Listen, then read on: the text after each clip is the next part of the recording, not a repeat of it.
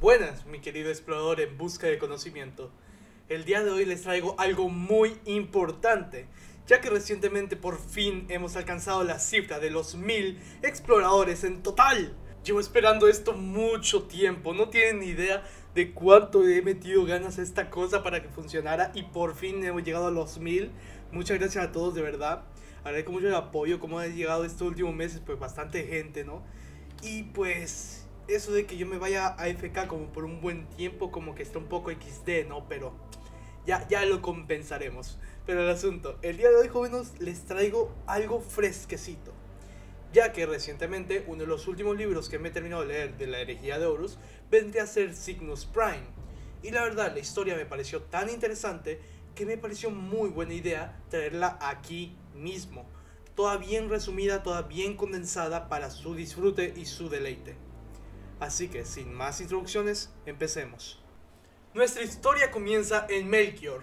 El señor de la guerra Horus Lupercal y su legión, los lobos lunares, se encontraban en base en tierra, dialogando con una raza sinos conocida como los Nephilim, que por mucho tiempo tuvieron a varios esclavos humanos, que los adoraban como si de dioses se tratasen. Las personas bajo el control de los Nephilim tenían una clase de membrana viscosa en su cabeza y los gigantes senos tenían una forma muy peculiar. Parecían seres sacados de pesadillas, como fantasmas enormes de gran poder. Al señor de la guerra le repugnaba el solo acto de existir de estos seres. Pero la guerra que ahí se libró había durado suficiente y tenían que ponerle un fin. La legión del primarca estaba arrinconada en su base. La reunión tenía tensiones claras y cuando Horus tomó la palabra, solo hizo más que tensar el ya muy agitado ambiente. Haré la oferta por una última vez. Dijo Horus a la criatura. Liberad a vuestros esclavos y abandonad este lugar. Hacedlo ahora, en nombre del emperador. La paz era lo único que anhelaba el gigante de piel gris, pero Horus veía más allá de sus bonitas palabras. Tomaron su nombre de la mitología de la antigua Terra, Caliban y Barak, para que así los asemejaran con la divinidad. Ellos esclavizaban a todo aquel que les siguiese, dándoles su paz, la paz de no ser consciente, la paz de no moverse. El señor de la guerra les gritó por eso. Eran parásitos, nada más. Se hartó de sus palabras y ordenó a los cielos que trajeran a los ángeles. Y con un gran resplandor semidivino, los ángeles de Sanguinius cayeron como fuego del cielo, en una coreografía que parecían que habían hecho lo mismo en más de una ocasión. Y el gran ángel descendió como si de una bola de fuego se tratase, aterrizando con el sonido de un trueno, dejando un cráter en su llegar. Así es como inicia esta historia. La batalla fue ardua y muy dura. Las dos legiones eliminaron a todos los Nephilim en ese planeta. De eso se aseguraron hasta la última instancia. El ángel descansó sobre una colina después de la batalla. Parecía complacido, como si su trabajo ya había terminado. Sus pensamientos se enfocaban en la siguiente batalla. A sus espaldas percibió la llegada de alguien más. Sonrió con cautela, pues sabía de quién se trataba. Por lo que sin voltear a ver le dijo a su hermano que había algo que le preocupaba. A lo que Horus le respondió que era algo preocupante si tenía conmocionado a su hermano. Le cuestionó cómo podría él aliviar su angustia.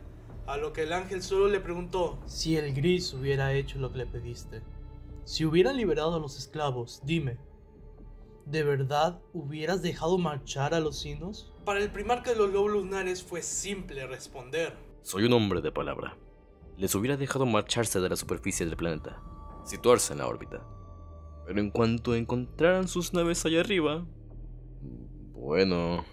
Se encogió de hombros, exagerando el movimiento con las enormes sombreras de su servoarmadura. Nunca ha sido tan agradable como yo. La sonrisa se convirtió por un momento en una carcajada. Eso es muy cierto. Debo contentarme con ser simplemente el mejor guerrero. No me hagas arrancarte esas alas, replicó Horus. Destierra ese pensamiento. Sin ellas, solo sería tan guapo como tú. Eso sería trágico, asintió Horus. Para los primarcas, ese pequeño momento de frívola alegría era lo mejor, pero rápidamente volvieron a sus asuntos de guerra y conquista, discutiendo cosas como sus naves y si el Khan lograría terminar con los cultos Nephilim. Pero antes de que siguieran con cualquier cosa, llegó uno de los hijos de Sanguinius, que solicitaba la presencia de su padre. Sanguinius, casi intuyendo lo que ocurría, dejó a su hermano con más dudas en su ser. El ángel sabía que los secretos eran peligrosos, pero era lo mejor. Sus hijos le esperaban, en una de las ruinas más cercanas. Uno de sus hijos había cedido ante la sed roja, de manera que su sed se redujo a la de un berserker, con sed de sangre insaciable. Sanguinius rogó por su retorno, pero sea quien sea ese legionario, ya no había nada que salvar. El ángel fue justo y rápido, matándolo por piedad. Todo esto sin saber que Horus lo estaba vigilando. Viendo todo esto, él se infiltró para encontrarse con esta escena. Exigió rápidamente explicaciones, a lo que el ángel se vio obligado a decirle la peligrosa naturaleza de su legión. Todo esto a la vez que protegía el cuerpo de su hijo muerto, con bastante recelo. Compartir esta tragedia con alguien más le hizo sentir extrañamente bien, pues Horus le aseguró a Sanguinius que no estaba solo, y que él podía compartir el peso de su hermano, el peso que su hermano cargaba solo. El secreto de su legión estaría a salvo con él, prometió. El ángel se conmovió y fue suficiente como para que el acto de Melchior terminase ahí mismo. Fue fácilmente una de las batallas más duras que el Imperio registró, claro, omitiendo todo aquello que el león y el rey lobo eliminaron por su cuenta. Pero centrándonos en lo importante. La gran cruzada estaba en sus momentos finales. Las legiones astartes podían sentir cómo llegaba su momento de descanso, y los primarcas, uno tras otros, veían cómo las personas normales obtenían más autoridad que ellos mismos, y con la inclusión de los rememoradores, sentían que se les estaba echando de menos. La impaciencia se adueñaba de ellos, y las cosas no pudieron ponerse peor para cuando la Legión de los 1000 hijos fue acusada por sus desastres psíquicos, y el edicto de Nicea preocupó mucho a las legiones. Los capellanes fueron informados de sus nuevas órdenes, y los bibliotecarios fueron relegados a simples hermanos de batalla. En este contexto varios tenían cosas que decir, como el jefe bibliotecario Cano, el cual podía sentir el error grande que estaban cometiendo. Y no era el único, ya que también estaba presencia el capitán de la primera compañía, el hombre de confianza de Sanguinius, el mismo Raldorón. Tenía bastantes dudas, pero temía sacarlas a la luz ahora en ese momento. Sin embargo, no había nada que decir. La decisión se había tomado y tenían que seguir con su misión de asegurar la galaxia para el Imperio. La 9ª Legión fue elegida por el Señor de la Guerra para ir a detener un Wag orco en conjunto a la Legión Alfa. 2 años estuvieron los Ángeles Sangrientos intentando comunicarse con los hijos de Alfarius. Y 2 años estos lo evadieron incluso cuando los orcos atacaban a los hijos de Sanguinius. Y si los mismos hijos de Sanguinius se veían superados, eran los mismos de la Legión Alfa los que venían al rescate, pero nunca llegaron a encontrarse con su flota. Y a pesar del disgusto de la Legión del Ángel, simplemente se limitaron a soportar e irse de ahí mismo con una nueva orden del Señor de la Guerra, Horus. Pues con engaños y trabas en su camino, los envió al sistema Cygnus, donde se habían reportado ciertos comportamientos extraños con sospechas de que los Nephilim habían vuelto y tenían que volver a ser erradicados. El ángel, con sospechas pero sin desconfianza, se preguntaba el por qué no mandaba a Ross y a sus lobos, o a Angron y los devoradores de mundos. Ellos serían mejores, eran ideales para misiones de erradicación, eran ejecutores al final del día. ¿Por qué los ángeles sangrientos tenían que ir y manchar sus armas con una burda ejecución? Ellos buscaban gloria, pero el Señor de la Guerra fue contundente. El ángel y sus hijos serían lo que el Señor de la Guerra necesitase o quisiese. Aunque violento, el mismo Horus puso paz entre ambos primarcas. Al final del día eran hermanos que han combatido en miles de batallas y que incluso confianza se tenían. Pero Sanguinius no deja de preguntarse y cuestionarse varias cosas y notar que nada era normal desde un inicio, ya que la forma en la que se comunicaron los primarcas era a través de una psíquica, la cual denotaba un malestar a la vista. Era pálida y sumamente delgada, y venía acompañada de un grupo de portadores de la palabra, los cuales iban a acompañar a los sangrientos en su encrucijada al segmento Cygnus. Y en paralelo a todo esto, El guardia principal de la Guardia Sanguinaria del Ángel, Ascaelon, recibía al Capitán Regnite de los Lobos Espaciales. Venían de parte de Malcador el Sigilita, para vigilar a los Ángeles Sangrientos. Se sospechaba de la supuesta traición de los 1000 hijos, así que era importante que el Malcador el Sigilita tuviera bien vigiladas a todas las demás legiones, por si acaso. Es importante aclarar esto, porque todo esto sucede en paralelo con la quema de Próspero. Todos estos acontecimientos poco a poco llegaron al Ángel, y pues denota una locura muy grande. Sanguinius mantuvo su semblante tranquilo, y para tranquilizar así a sus hijos, se dispuso a reunir a todos los capitanes de todas las compañías y sentarse a hablar, y escuchar básicamente a sus hijos. Raldoron y Ascaelon tomaron la palabra, y entre los demás capitanes lograron destacar Furio y Amit. A la conclusión que llegaron fue que a lo que sea que se fueran a enfrentar y a encontrar en el sistema Cygnus, los Ángeles Sangrientos traerían gloria a su legión. A lo que el ángel salió y dio un discurso frente a todos sus hijos, marcando así el comienzo de esta encrucijada. Pero antes de cualquier cosa, antes de cualquier desembarco o de cualquier desastre por venir, había alguien cuyas penas debían de ser calmadas, aunque eso nunca llegaría a pasar. El antiguo jefe bibliotecario, Mkani Kano, lleva una racha no muy favorecedora desde que el edicto de Nicadea fue escrito. Sus misiones como hermano de batalla han ido de forma muy poco favorecedora. Incluso el capellán Jason Anelus lo estuvo buscando y vigilando para asegurarse que el antiguo bibliotecario no rompiera el edicto. Aun cuando se enfrentaba a psíquicos orcos, no debía de terminar rompiendo el edicto. Pero si resalto esto es porque antes que nadie, él vio a lo que llamaremos a partir de ahora como el Ángel Rojo. No confundir con Angron, pues lo que Kano vio mientras meditaba su cansada mente, logró visualizar a lo que sería un hermano de batalla, alguien que le parecía muy conocido, el cual parecía ser un ángel rojo, e intentó comunicarse incluso con Sanguinius para verificar esto. Pero eso tomará relevancia más adelante. Por los momentos, continuemos. En estos tiempos tan complicados siempre hay héroes que resaltan por encima de muchos otros, pero si hay que mencionar a alguien, ese sería Ameros, el apotecario de la 9ª Compañía de los Ángeles Sangrientos. A pesar de que su rol es el de meramente un soporte, un medicae como eran referidos en aquel entonces, él resaltaba incluso por encima de muchos de sus hermanos. Grande es su fama, y grande es el cariño que varios hermanos de batalla tienen por él, y como es de esperarse, tan importante campeón, tuvo mucha participación en toda la campaña. El rol que este tuvo, pues principalmente, fue el de ir a revisar los cuerpos en algo que parecía ser como una revisión como cualquier otra. Resultó ser 1000 veces más misterioso que cualquier otra cosa que haya visto en su vida, pues lo que parecía ser una revisión de rutina terminó siendo algo totalmente extraño, pues habían personas, cuerpos de seres humanos, de civiles, los cuales tenían 0 heridas graves de gran tamaño, algún desgarre o algún solo indicio de algún tipo de defensa propia, lo que sea. No encontró nada, solo encontrando lo que podría parecerse a bolas de carne sin hueso alguno. Sus cráneos, sus costillas, incluso los mismos huesos de la mano no estaban presentes en esos cuerpos.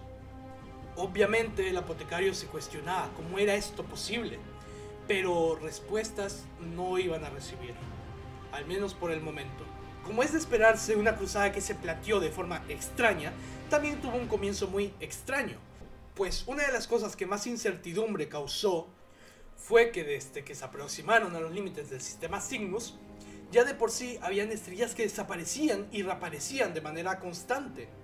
La capitana, la señora Athene Ducave, la mujer no aumentada más respetada entre los Ángeles Sangrientos, incluso los veteranos de la Legión la llamaban o la describían como una doncella de hierro, pues no había persona más confiable entre sus filas. Incluso Sanguinius le tenía en muy alta estima, pues la almirante de la Armada Imperial era implacablemente profesional.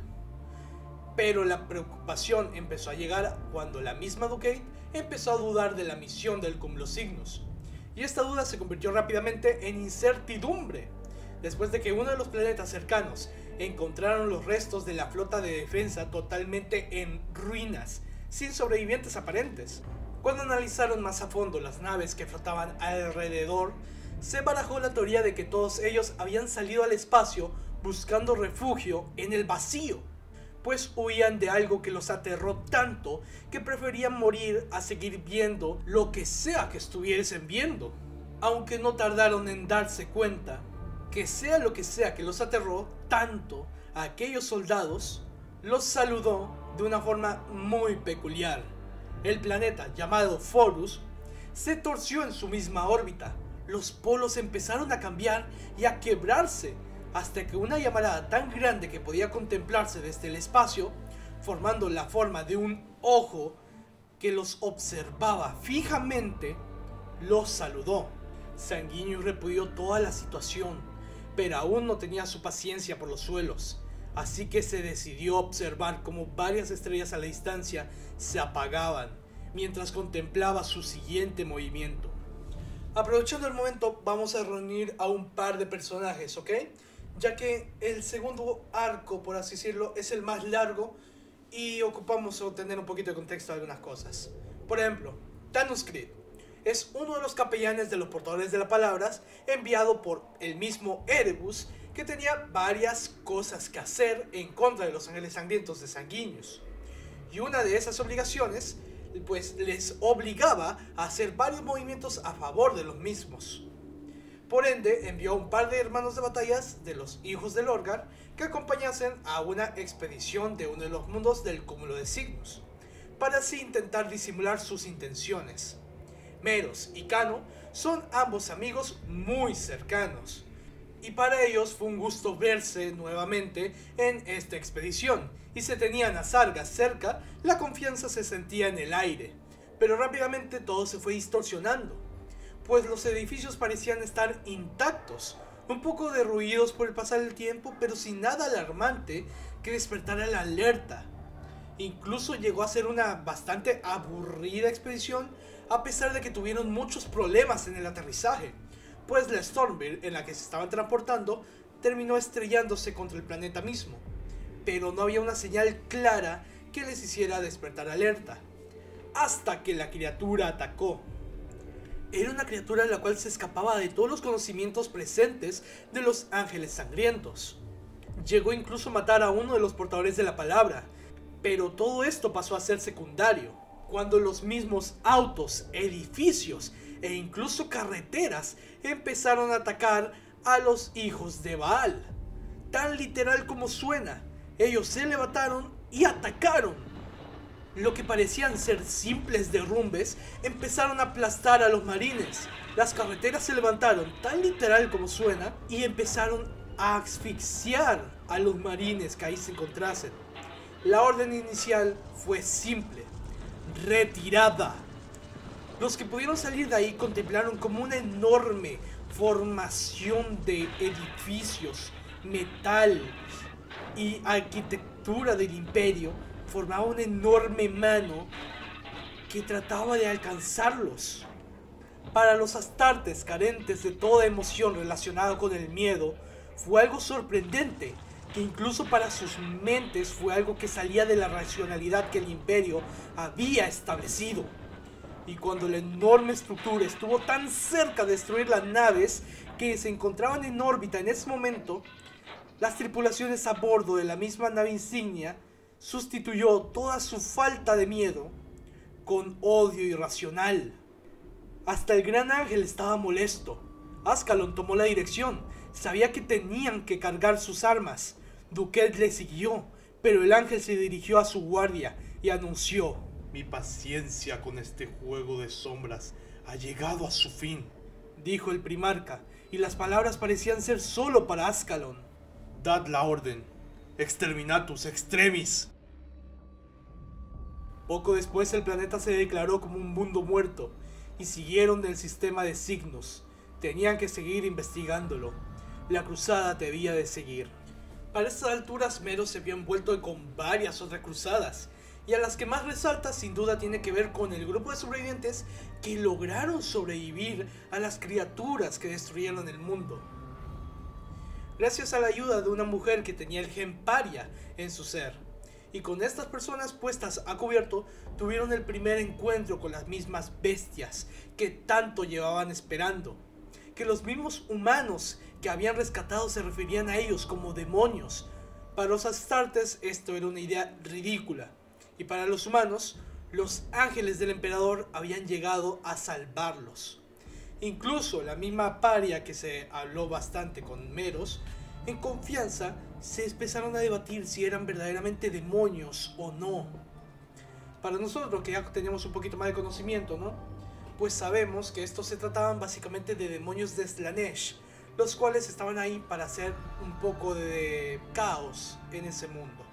Y como dije, los mismos demonios de Slanesh tomaron varias veces por sorpresa a los ángeles sangrientos, y el primer contacto fue todo lo mal que podía esperarse. Los demonios del caos atacaron, aprovechándose del factor sorpresa que rápidamente los puso en delantera en comparación de los Astartes. Pero de todas maneras, ellos lograron sobreponerse de cierta forma, hasta que dejaron el mundo bajo jurisdicción de una flota aparte de los sangrientos.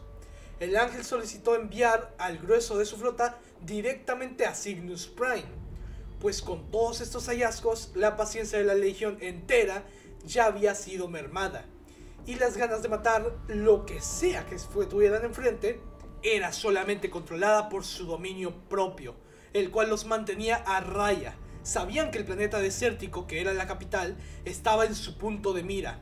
Acabarían con lo que sea que ahí se encontrase, pues era el punto céntrico del sistema.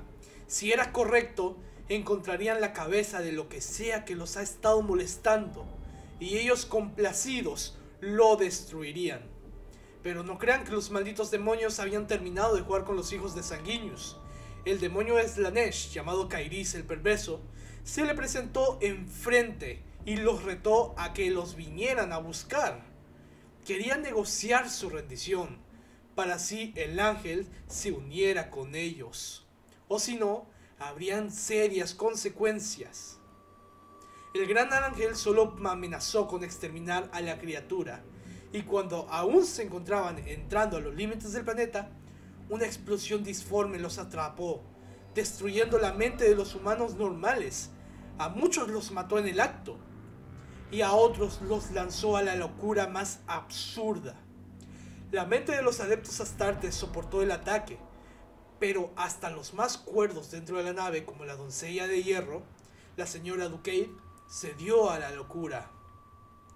Pero no anhelaba la muerte de su ser en un lugar que no sea en el campo de batalla. Así que sin dudarlo, tiró la nave insignia de los ángeles sangrientos, la llamada la Lágrima Roja, en toda la superficie del planeta. Todo esto sucedía mientras las otras naves de la flota de sanguíneos peleaban contra naves aberrantes, técnicamente naves que habían perecido en combate. Habían llegado de la nada para atacar a la flota entera. Mientras tanto, el ángel debía de moverse y hacer algo al respecto. Y para desgracia para la flota entera, Meros logró darse cuenta de que la nave que traía a los portadores de la palabra, la Página Oscura, les había disparado y habiéndolos dejado a su suerte, en signo de traición claro. El sargento Cassiel, que es el sargento de la 9ª compañía junto con Meros, llegó junto con varios de sus hombres y el tecnomarine Kaide al centro de mando para contemplar el espectáculo que habían montado en el puesto de mando, dado que la buena de Ducade había destruido varias cosas antes de sucumbir a la locura y terminar con su vida. El mismo Cassiel le había preguntado si era posible reparar todo lo que el almirante había roto, a lo que el tecnomarine respondió que sí, pero si tuviera varias horas y muchos hermanos tecnomarines y servidores especializados lo conseguirían reparar. Todo esto dicho de forma de burla, claro está. A lo que el ángel respondió: ¿tan rápido descartas a mi nave y su fuerza? La voz los envolvió a todos e inclinaron la cabeza. El ángel entró en el puente flanqueado por 2 miembros de la Guardia Sanguinaria y el capitán Raldorón. Incluso en esas circunstancias, la reacción inmediata de Cassiel y de la de todos sus hombres fue la de arrodillarse y mostrar su lealtad.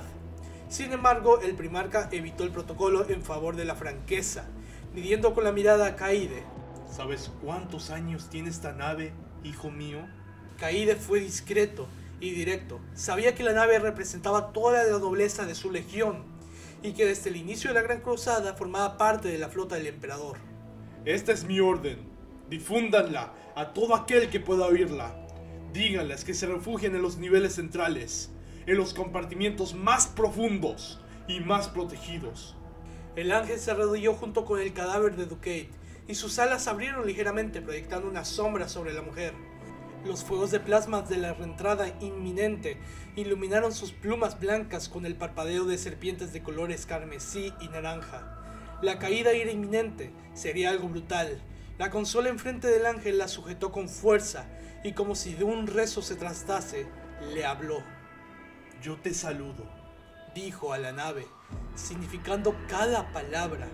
y ahora te pido una única bendición, vieja amiga. Lleva a mis hijos a través de esta prueba. Llévanos al corazón de nuestro enemigo. Como si de un milagro se tratase, logró traer a varios de sus hijos a salvo. Ordenó rápidamente que de las ruinas de la Lágrima Roja salieran todos para así poder hacer un último concilio. Ahora que estaban en tierra, había mucho que hablar y mucho que debatir. El ángel de las primeras cosas que decidió hablar sería del caso de los sinos contra los que batallan, a lo que trajo a Meros, el cual había contemplado a varios de estos, y encima anunció lo que posiblemente sería la traición de la Página Oscura, la nave que traía a los portadores de la palabra. Esto agitó a todos los presentes, nadie podía siquiera pensar en traición. Algunos hasta culpaban a Meros de traidor por falso testimonio, o simplemente de loco por llamar a las aberraciones a las que se enfrentaban como demonios, a lo que un capitán a lo lejos gruñó con rabia. Seguimos hablando de abominaciones, ¿por qué no lo llamamos por lo que son, mi señor? ¿No podemos decir su nombre? Recuerda tu lugar, desgarrador de carne, Advirtió Ascalon, pero Admin no le hizo caso. Exclamó lo que eran, ¡demonios! No había otra forma de llamarlos. No eran los Nephilins, no tenían nada que ver con ellos. Incluso Amit llegó a retar a cualquiera que se atreviese a decir lo contrario. Así que el ángel concluyó. Has dado tu opinión, Amit. Empezó Sanguinius. No, le espetó, atreviéndose a hablar por encima de su señor. Tengo más que decir, entonó Amit, y muchos no desearían oírlo. Pero en el nombre de Baal y Terra, debe de ser oído. El rostro del ángel parecía una escultura dura como el mármol, y le dijo: Habla, hijo mío. Mis temores sobre Cygnus Prime han resultado ser ciertos. Este lugar era una trampa para nuestra legión. Hemos sido atacados por las mentiras y las sombras desde que nos pusimos en marcha. Dirigió una breve mirada a Kano y a continuación siguió. Y el doble juego de Creed, el traernos aquí, solo puede significar una cosa. Hemos sido traicionados. Raldon pensó que se refería a Creed, capellán de los hijos de Lorgar, pero rápidamente pensó que se trataría del gran capellán Erebus, al que se refería. Incluso Ascalon apoyaba la idea. Amit negó con la cabeza. Parece alguien aún mayor, hermanos. ¿Quién nos ha enviado aquí? Elige bien tus próximas palabras, Dijo el primarca, quedándose muy quieto. El capitán solo pudo limitarse a soltar una carcajada sin humor. Sabes que no es mi forma de ser, mi señor. Debo decir lo que yo creo. Y creo que el señor de la guerra nos ha enviado aquí con una mentira en los labios, con pleno conocimiento de lo que aquí... La armadura dorada brilló como un relámpago, y Meros retrocedió ante el choque crepitante de metal contra ceramita, con el profundo impulso de las alas blancas rompiendo contra el aire. De repente, Amit estaba tirado en el casco con un nuevo cráter de impacto en su dañada servoarmadura, y Sanguinius estaba de pie sobre él. El ángel se movió tan rápido que el apotecario apenas había registrado el movimiento, barriendo y derribando a Amit con la empuñadura de su gran espada. La hoja estaba ahora en las manos del primarca y la punta a pocos milímetros de la garganta desnuda del capitán. ¡Vas a pedir perdón por lanzar esas calumnias sobre mi hermano Horus! Escupió con una expresión atronadora. Y luego te arrancaré tu armadura y te marcaré para el castigo. La furia helada con la que pronunció la amenaza robó el aliento de Meros. ¡No lo haré!, consiguió decir Amit, con los labios manchados de sangre, empleando hasta la última gota de coraje en ese momento. ¡Los demonios sabían que veníamos! ¿Quién se los dijo? Kairis. Sabía su nombre, señor, dijo en voz baja Raldorón. Él nos conocía. ¡Mi hermano no me traicionaría! Sanguinius gritó la negación y el viento atrapó las palabras. La traición de uno es la traición de todos, y sería una afrenta a nuestro padre. Horus es leal, y Lorgar puede ser malintencionado, pero nunca desafiaría al emperador. Ninguno de nosotros lo haría. Esta disputa se calmó una vez el capitán Rek'Day tomó la palabra, anunciando que no sería la primera vez que un primarca se rebela contra el imperio. Pues como dije desde el inicio, la quema de Próspero y la masacre de Isban se estaba provocando en paralelo a todo esto. Esto hizo que el primarca titubeara por un tiempo, así que como pudo expresó: cualquiera que sea la verdad que se esconde de nosotros ahora, sea cual sea la verdad que se nos ha ocultado, no vale nada en este día, en este lugar. Sanguinius se agachó y abrió uno de sus guantes, arrojándolo en la cubierta. Raldoron y Ascalon fueron los primeros a hacer lo mismo, y en unos instantes todos los guerreros en la cubierta habían seguido el gesto del ángel. Sacad vuestras espadas, les dijo, haciendo una pausa para ofrecer su mano a Amit, para que el capitán se pusiera de pie. Meros sacó su espada sierra del cierre magnético en la espalda, y a su alrededor vio como los ángeles sangrientos desenvainaban cuchillos de combate o espadas de batalla. Un vergel de acero desnudo brilló bajo la luz del sol tenue. Sanguinius agarró el filo desnudo de su gran espada y lo apretó contra su mano. Un rico y brillante carmesí fluyó de su palma y descendió por la hoja. Meros asintió y apretó los dientes afilados de tungsteno de su hacha. Todos sus hermanos de batalla derramaron sangre, salpicando el casco con gotas de rojo que confluyeron y se fundieron. Era la tradición del cáliz, pero escrita en grandes caracteres y hecha en el filo de una espada asesina. Este es nuestro voto, dijo el ángel. Haremos lo que debemos hacer aquí. Luchar y ganar. Eso es todo lo que importa.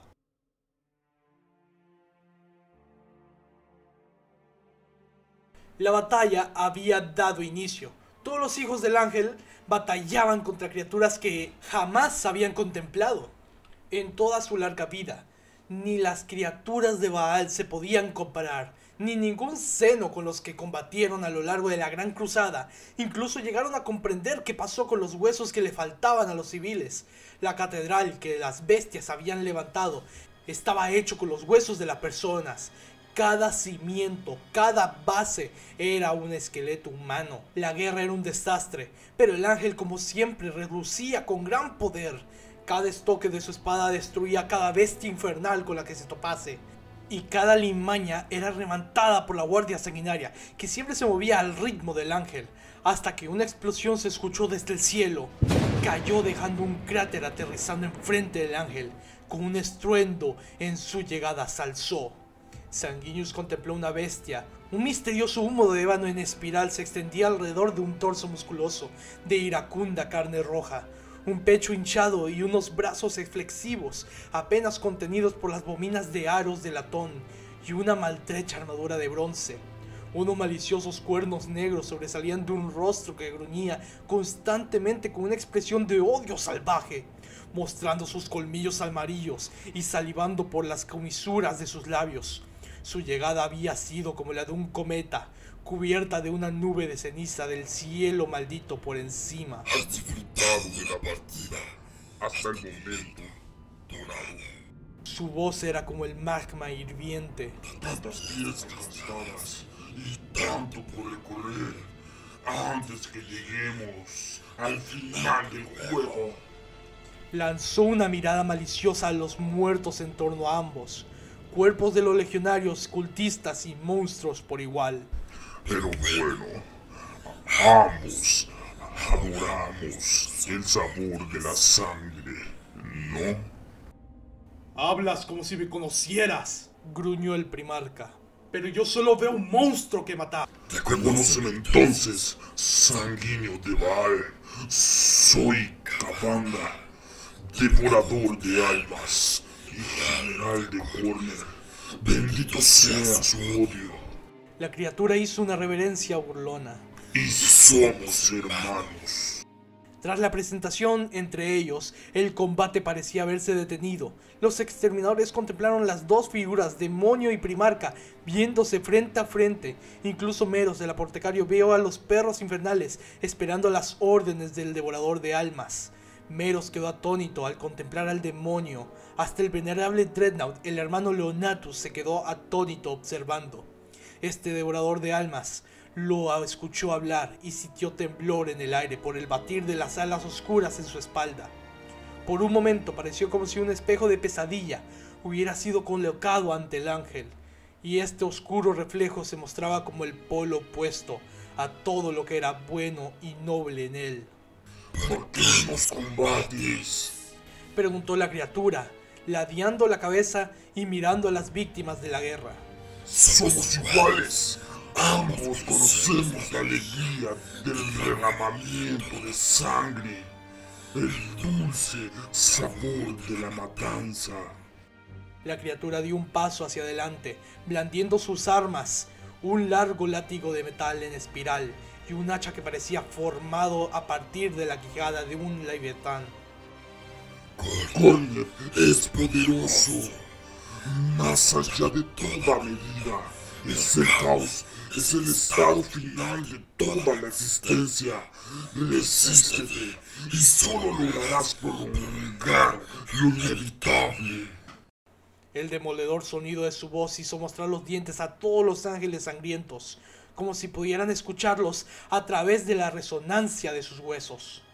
Incluso nuestro emperador padre lo sabe. Por eso se esconde de vosotros, porque tiene miedo. Meros vio el relámpago de ira en los ojos del primarca. La púa había acertado de pleno, pero entonces Sanguinius sonrió. Fuera de mi camino, animal, o te despedazaré. Le dijo a la bestia. Solo trataré con tu señor, el llamado Kairis. El humo estigio que envolvía al demonio se agitó como una furia repentina. Esa puta de los sentidos no es mi amo. Yo solo respóndate, Horner. Yo soy el señor de la guerra de este lugar. No eres nada para mí, dijo el ángel, y atacó. Los golpes llovieron como lluvia y dolían como balas. Sanguinius logró acertar más de un golpe, destrozando la mandíbula del demonio asqueroso. ¿Luchas bien? Dijo, escupiendo dientes rotos. Ningún efímero jamás me ha cortado antes. Pero no puedes ser vencido. ¿Por qué lo intentas?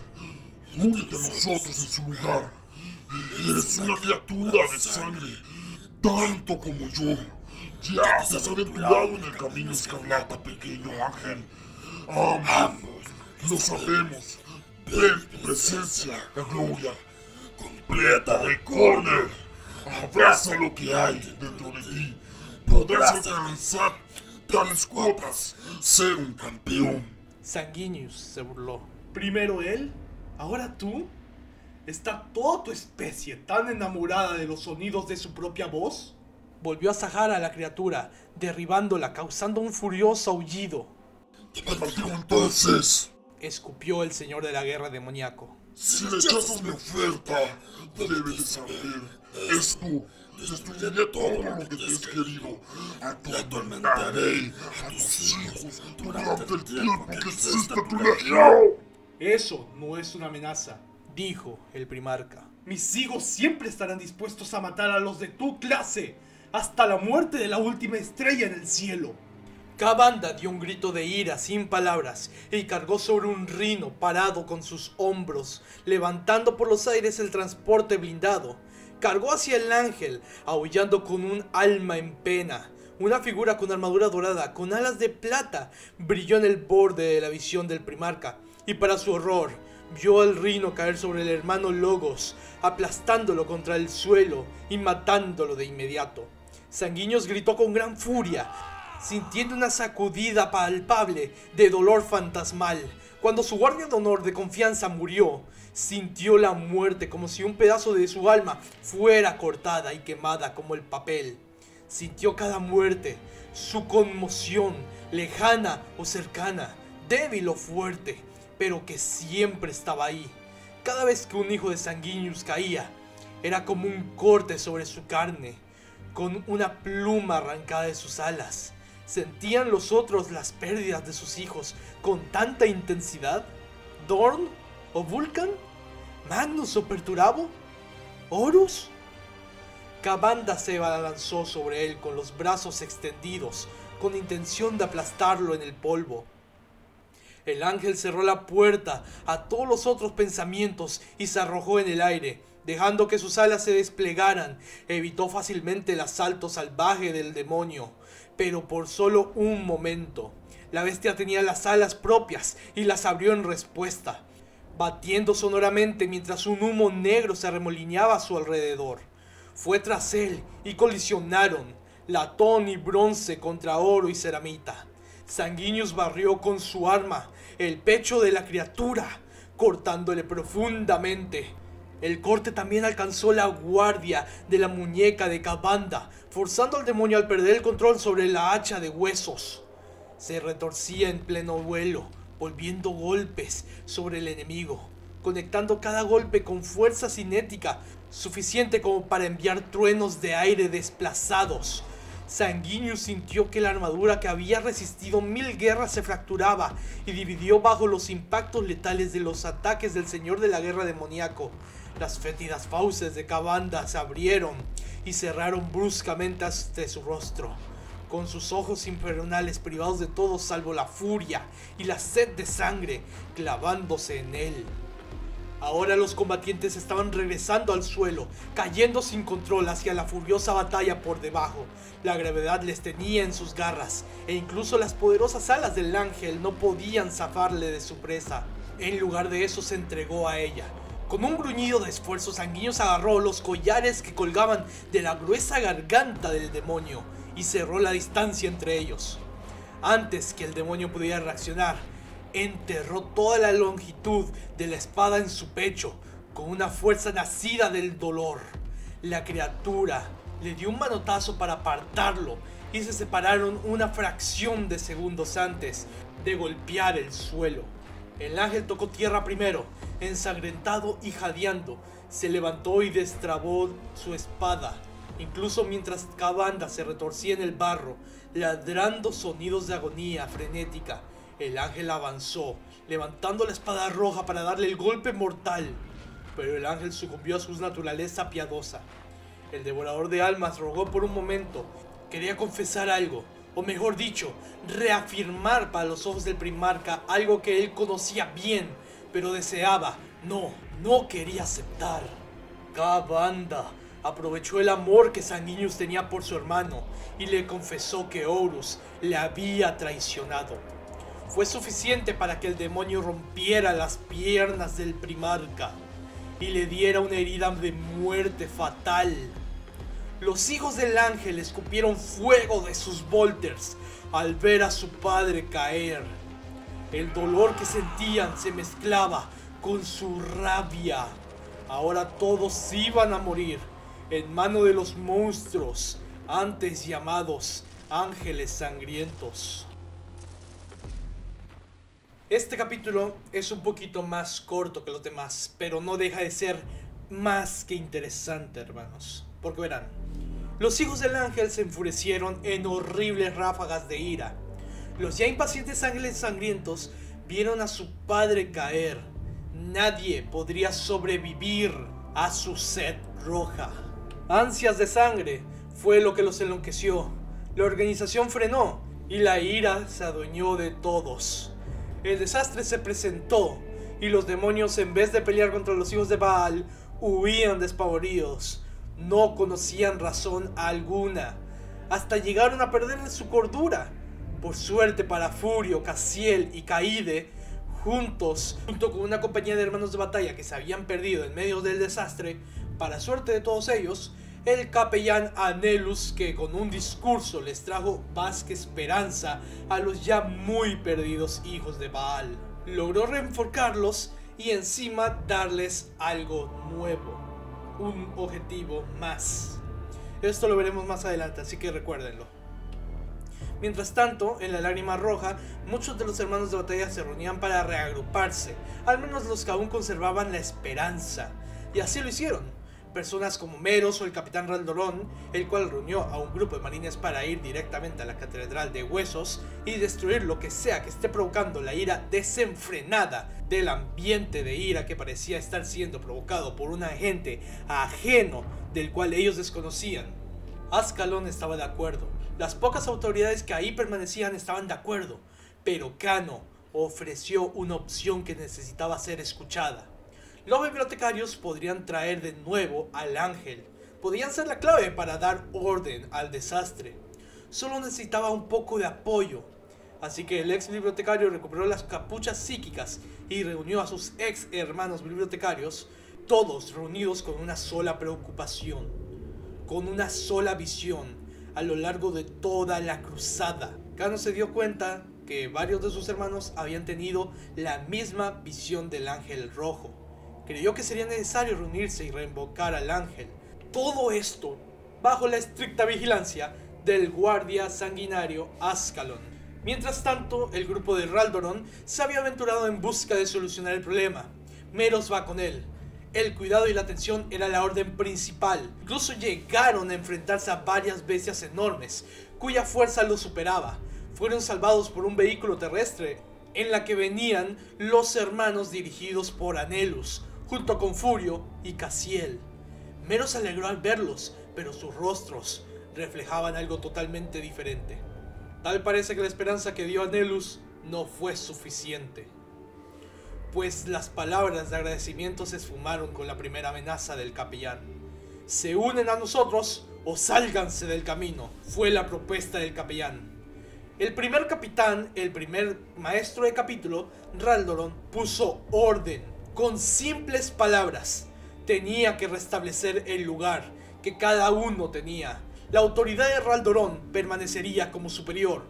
Fueron directo a la catedral. Mientras tanto, en otro lugar de la batalla, el desollador Amit se volvía loco. Aquel que era el consejero más importante de Sanguinius por decir aquellas verdades que los demás no querían decir, cayó en la locura. De hecho, acusó a los lobos espaciales de Red Knife de traidores y los arrasaron como si de moscas se tratase. Kano iniciaba el hechizo que podría llegar a conectar con el alma de Sanguinius. Kano avanzó una y otra vez intentando llegar a él.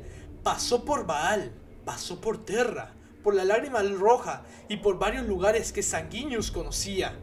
Incluso llegó a conectar con su padre, compartiendo las visiones del futuro que éste tenía.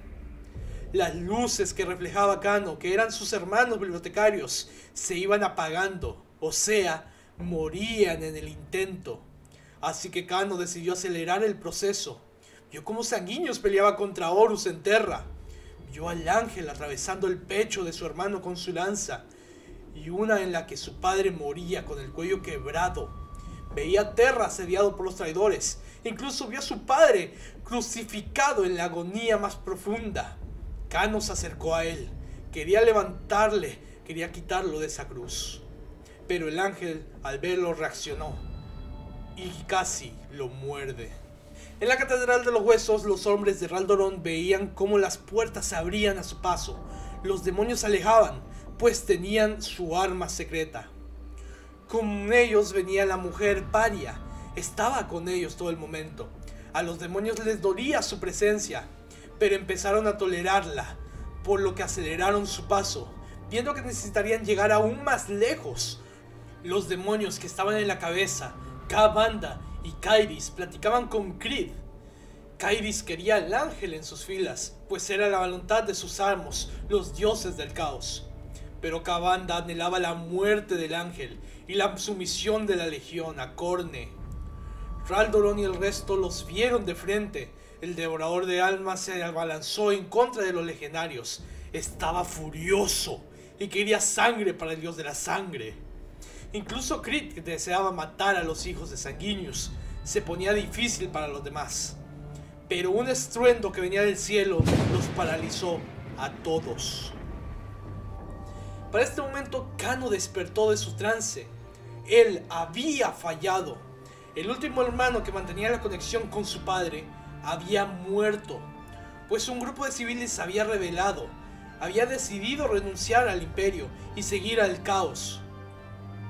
Mataron a los bibliotecarios que estaban indefensos y a duras penas Kano logró deshacerse del cultista. Pensó que había fallado, pero no. Sanguinius se había alzado una vez más, con una mezcla de ira, de odio y de mucha euforia. Exclamó lo orgulloso que estaba de su hijo. Él se haría cargo ahora, en adelante. Esta vez, sin piedad. El gran ángel descendió como si de una bola de fuego se tratase, aterrizando con el sonido de un trueno, dejando un cráter en su llegar. Su mirada era fija. Kavanda era su objetivo.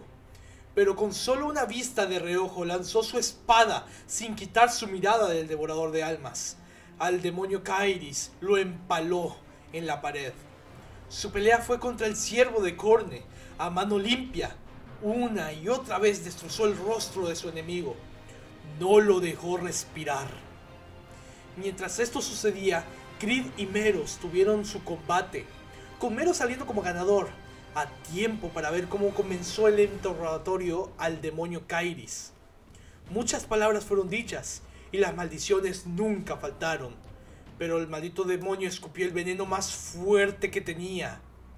Prometió salvar a sus hijos, prometió que si él absorbía todo el odio y sed de sangre que sus hijos tenían, ellos serían salvos de la sed roja y la rabia negra. Sanguinius casi cae en las garras del caos, pero al final fue Meros el que se lanzó en rescate de su primarca. Kairis volvió a la disformidad, pero el ángel rojo había nacido.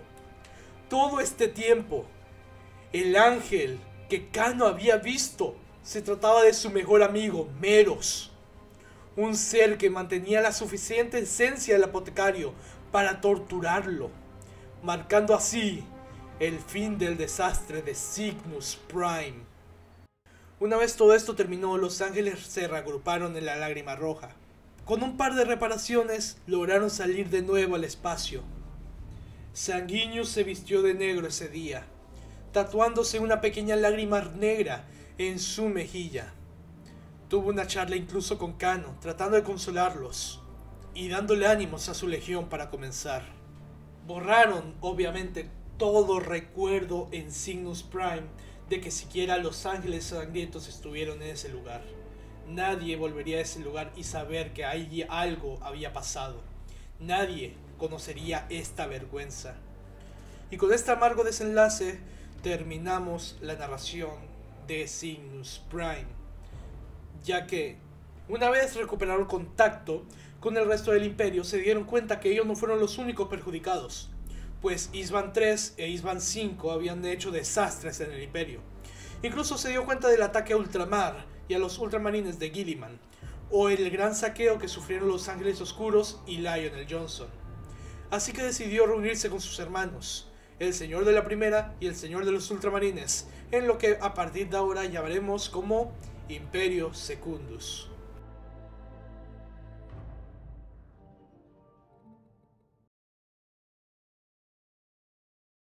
Erebus estaba furioso. En Cygnus Prime no había sacado nada. ¿Cómo podía ser posible?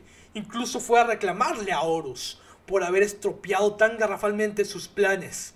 La primera derrota de la herejía había venido de parte de aquel que más temían. El señor de la guerra Horus observó desde su trono y su corte reunida cuando Erebus entró a la cámara. El apóstol oscuro rompió el protocolo y se dirigió hacia ellos adelante, sin esperar reconocimiento, apenas y ofreciendo una inclinación de la cabeza, en un amago de saludo. La molestia bailaba en sus ojos oscuros, inusualmente claros por una vez. Señor de la guerra, te traigo un regalo de Cygnus Prime, Dijo con una mueca de desprecio, enterrada en las palabras. Un grupo de portadores de la palabra siguió al capellán a la sala, cada uno de ellos aferrando una cadena que se extendía hasta una figura flotando sobre la cubierta. La figura era la de un guerrero, con una quebrada armadura carmesí, envuelta en un feroz resplandor rojo y anaranjado, que apestaba a ira. El Murdival de Horus ya estaba avanzando con decisión. Sus lugartenientes de confianza llevaban sus armas en mano. Sus volters y espadas estaban listas.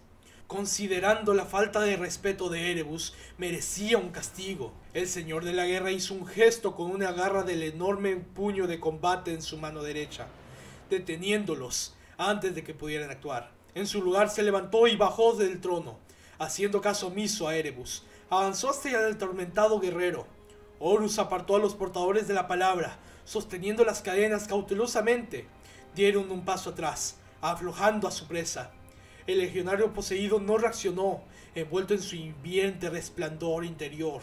El señor de la guerra sintió el odio que irradiaba el cuerpo del poseído, y volvió su rostro hacia él, disfrutando de su calor. Horus conocía bien la ira, y la vio contenida aquí. La torturada y agrietada armadura del guerrero, que había sido un hijo de Sanguinius, vaciló como un espejismo. Se trataba de Meros, ahora solo llamado como el Ángel Rojo. Él juró lealtad y servidumbre al señor de la guerra. Horus pensó que era de utilidad. Felicitó y celebró, e incluso despidió a Erebus para aproximarse a su trono. de utilidad. Repitió Erebus, y su tono detuvo al señor de la guerra a medio camino. Este capricho de colisión, por efecto, está sacado de los escombros de una empresa fallida. ¿Y eso es todo lo que tienes que decir al respecto? ¿Tienes algún problema por ello? La voz de Horus era engañosamente tranquila. Erebus acostumbraba a ser calculador y respetuoso, pero desde que la herejía empezó, su arrogancia empezó a salir a flote. La trampa de Sanguinius ha fallado. El apóstol oscuro escupió las palabras. Los ángeles sangrientos deberían estar en nuestro bando. Señaló con el dedo hacia el suelo. Sanguinius debería estar arrodillado ante ti, bañado en sangre y roto. En cambio, este remanente es todo lo que podemos mostrarte por nuestro esfuerzo. Erebus frunció el ceño. Mucho se había invertido en la construcción de los cultos y en los santuarios de sangre. Necesitábamos esa legión. Habríamos tenido esa legión si no hubieses intervenido. Horus con una gran tranquilidad extendió su mano en pregunta a Erebus. Le cuestionó si él se habría equivocado, a lo que Erebus le reprochó con todavía más furia. La breve irascibilidad del apóstol murió en el silencio, y ningún otro sonido se elevó más allá. Hubo un destello de shock en su rostro, sofocado rápidamente cuando entendió el desatiempo que se había pasado de la raya. Horus le estudió, examinando las densas líneas de texto tatuadas en la cara y el cuello del portador de la palabra. Admito que estoy disgustado por este giro de los acontecimientos. La muerte de Sanguinius habría servido para muchos propósitos, incluso si mi vanidad era uno de ellos. Sonrió, a la vez con malicia y autocrítica. Entonces su tono se volvió frío. Pero que así sea. El ángel me hará frente en la batalla antes de que termine nuestra campaña, y solo uno de nosotros sobrevivirá. Erebus le criticó que se podía haberse evitado, pero Horus le preguntó: ¿Crees que soy una marioneta? Creo que lo piensas. Creo que debo recordarte tu lugar en el esquema de las cosas. La mano del señor de la guerra salió disparada y agarró la empuñadura de una daga enfundada en el cinturón del apóstol oscuro. Erebus dio un grito ahogado cuando Horus tomó su atame, su cuchillo de ritual, y la giró en su puño, dejando que la hoja tocada por la disformidad atrapase la luz enfermiza de la cámara. Déjame ver ese rostro otra vez. Dijo Horus, cortando una línea sangrienta en la frente de Erebus, mientras sus guerreros sujetaban los brazos del apóstol y lo mantenían rígido. Tu verdadero rostro. Con el cuidado de un artista, el señor de la guerra cortó la piel y carne. A pesar de que jadeó y tembló, Erebus no gritó. Horus tomó el borde seccionado entre sus dedos y, del mismo modo que pasa con una página, despellejó la cara de Erebus. Desde la cabeza ahogada en sangre, el portador de la palabra se tambaleó hacia atrás, con sus rasgos hechos ruina, una ruina carmesí, y sus ojos completamente blancos mirando hacia afuera y sin poder parpadear. Las cosas que te susurran al oído, que tienes en concordancia con tus pactos e inscripciones, recuérdales que ellos no son los arquitectos de esta guerra. Horus hizo una pausa, mientras consideraba en el sangriento harapo que era su nuevo trofeo. Yo lo soy.